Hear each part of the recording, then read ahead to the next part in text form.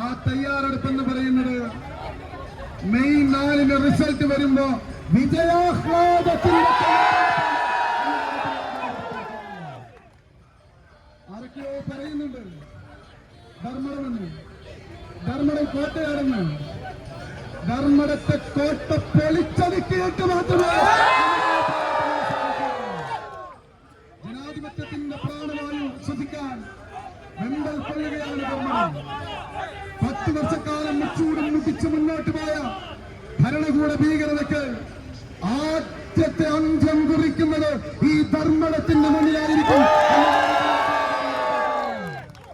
നമ്മുടെ ഈ പോരാട്ടം അത് പണാധിപത്യത്തിനെതിരാണ്, അഴിമതിക്കെതിരാണ്, സ്വാർത്ഥതയ്ക്കെതിരാണ്, കുടുംബാധിപത്യത്തിനെതിരാണ്, അഴിമതിക്കെതിരാണ്. ഈ നാടിനകത്ത് ജനങ്ങളെ വെല്ലുവിളിച്ച് കഴിഞ്ഞ 10 വർഷക്കാലത്തെ ദുരിതകാലം അവസാനിപ്പിക്കാൻ വേണ്ടിയാണ്. എന്റെ ധർമ്മടത്തെ പ്രിയപ്പെട്ടവരെ, നമുക്ക് മുമ്പിലുള്ളത് മിനിറ്റുകൾ മാത്രമാണ്. ഇപ്പോഴും ഇരമ്പി ആർത്തി വരികയാണ്.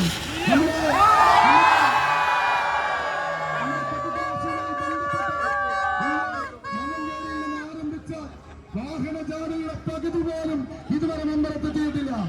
ഒരു കാര്യം വ്യക്തമാണ്, ഇതാണ് ധർമ്മടത്തിന്റെ പുതിയ കാറ്റ്. ഇതൊരു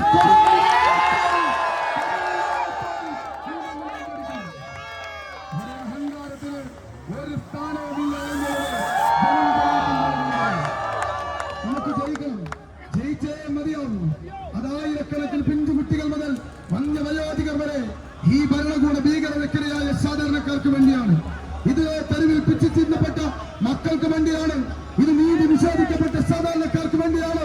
ഇത് തെരുവിൽ മട്ടയടിച്ച് സമരം ചെയ്യേണ്ടി വന്ന ആശാവർക്കർമാർക്ക് വേണ്ടിയാണ്. ഇത് അംഗനവാടി ടീച്ചർമാർക്ക് വേണ്ടിയാണ്. ഇത് പോലീസിന്റെ ക്രൂരതയ്ക്കിരയായ സാധാരണക്കാർക്ക് വേണ്ടിയാണ്.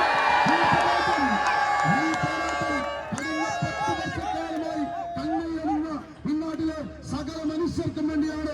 അവരെല്ലാം ആഗ്രഹിച്ചത് ഈ ഏകാധിപതിയുടെ പതനമാണ്.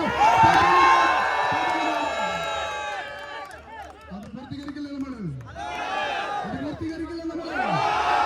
അഹങ്കാര രാഷ്ട്രീയത്തിന് ഈ ധർമ്മടത്തിന് കുഴിച്ചുമൂടി നമ്മളെ വിജയക്കൊടി. 10 വർഷക്കാലം MLA ഇല്ല കാലമാണ് ധർമ്മടത്തിന്. ഒരു സാധാരണക്കാരന്റെ വീട്ടിൽ നമ്മൾ കണ്ടിട്ടില്ല.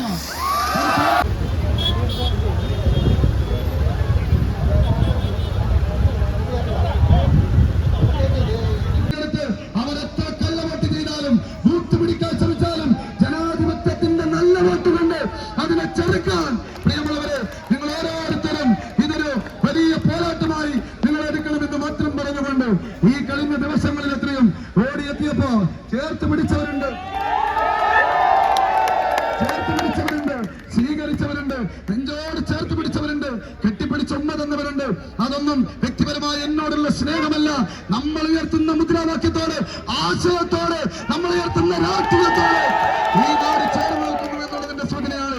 അതുകൊണ്ട് ഈ തെരഞ്ഞെടുപ്പിനകത്ത് പ്രിയപ്പെട്ട സഖാക്കളെ, നിങ്ങളോടും പറയുന്നു, ഈ നാടിനകത്ത് കമ്മ്യൂണിസ്റ്റ് പാർട്ടി നിലനിൽക്കണമെങ്കിൽ ത്രിപുര പോലെ, ബംഗാൾ പോലെ അത് തകർന്നടിയണ്ട എന്നുണ്ടെങ്കിൽ പ്രിയരെ, ഈ തെരഞ്ഞെടുപ്പിനകത്ത് നിങ്ങൾക്ക് നിങ്ങളുടെ പാർട്ടി രക്ഷപ്പെടണമെങ്കിൽ ഒരു മടിയും കൂടാതെ കൈപ്പറ്റി ചിഹ്നത്തെ നിങ്ങൾക്ക്